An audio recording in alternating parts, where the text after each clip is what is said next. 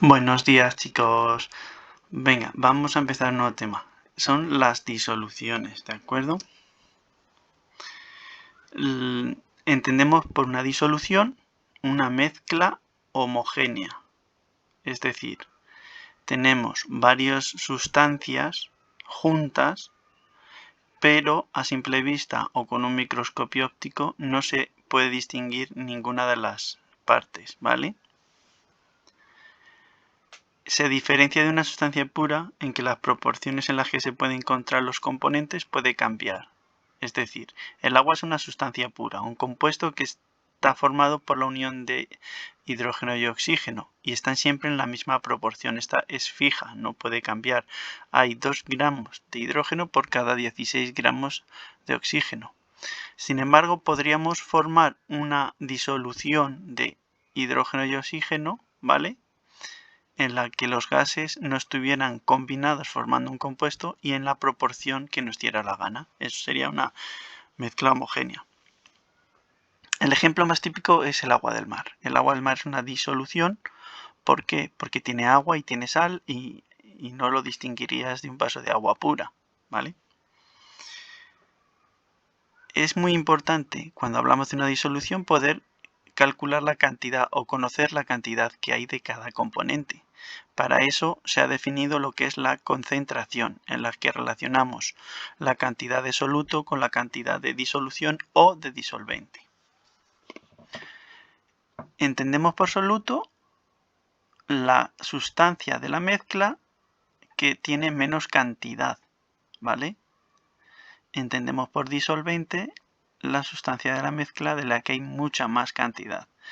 Por lo general, en todos los ejemplos que vamos a poner en clase, el agua suele ser el disolvente y el soluto la otra sustancia, ¿de acuerdo? Las dos juntas forman la disolución, es decir, soluto más disolvente forman la disolución, ¿vale? Bueno, cuando veamos disoluciones, existen 3 tipos de disoluciones normales: disoluciones diluidas, concentradas o saturadas. Diluidas es cuando la cantidad de soluto es muy inferior a la de disolvente y mucho menor de la cantidad que podría llegar a tener ese disolvente, ¿vale? Entonces, eso sería diluida. Concentrada es que tiene mucha cantidad de soluto, tanta, digamos, casi toda la que puede llegar a admitir la disolución. Y saturada es una disolución en la que el disolvente contiene la máxima cantidad de soluto posible. Es decir, en 100 mililitros de agua, pues a lo mejor podemos llegar a disolver 45 gramos de sal, como mucho. Entonces, 45 gramos de sal con esos 100 mililitros sería una disolución saturada. Si tuviese 30, pues sería muy concentrada, y si tuviera 5, pues diluida, ¿de acuerdo? Vamos a ver las diferentes formas de expresar la concentración. Esta es la más típica, la de gramos por litro, ¿vale? Se llama gramos litro y es la masa de soluto en gramos dividida entre el volumen en litros de la disolución, ¿vale? Ya iremos practicando, ¿vale?, con los ejercicios. Otra forma de expresar es el porcentaje en masa, ¿vale? El porcentaje en masa sería los gramos de soluto dividido entre los gramos de disolución y esto multiplicado por 100, ¿vale? Se podría calcular también el porcentaje del disolvente, que sería la masa de disolvente dividido entre la masa de la disolución por 100. Y como dice ahí, ¿qué entendemos por masa de disolución? Pues la masa de disolución es la suma de la masa de soluto más la masa de disolvente, ¿vale? La molaridad. Esta es la concentración más popular de la química, ¿vale? Entonces, es muy importante. Se expresa en moles de soluto divididos entre litros de disolución, ¿vale? ¿De acuerdo? Vale. Molalidad. La molalidad es importante para las propiedades coligativas, ¿vale?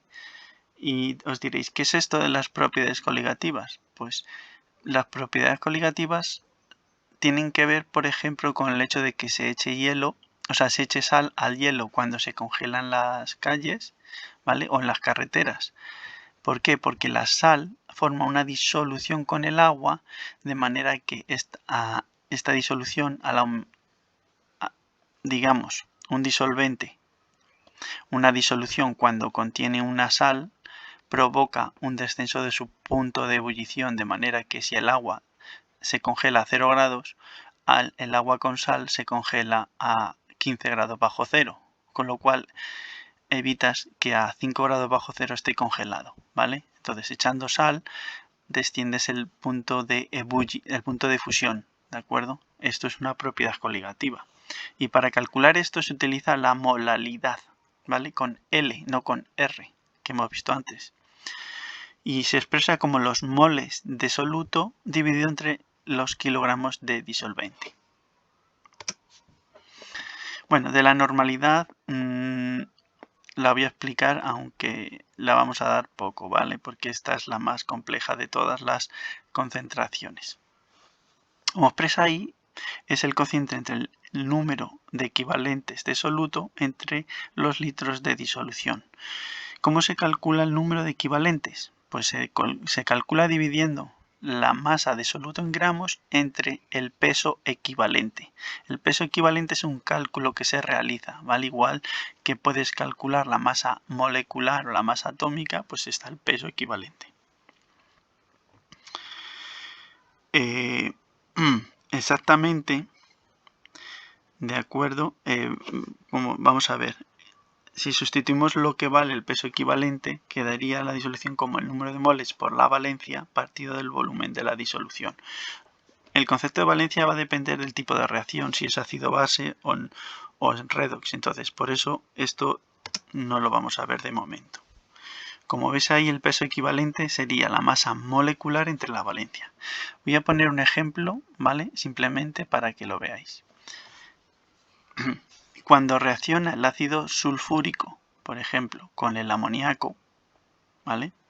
Para formar sulfato de amonio y agua, esto es una reacción ácido-base. Entonces, digamos que un equivalente de ácido sulfúrico reacciona con un equivalente de amoníaco. Esto sería la reacción.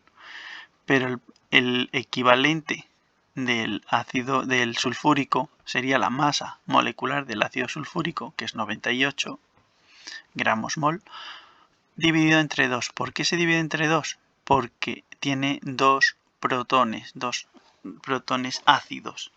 ¿De acuerdo? Entonces, en el caso de los ácidos, la valencia es el número de protones que tienen. Eso sería un ejemplo.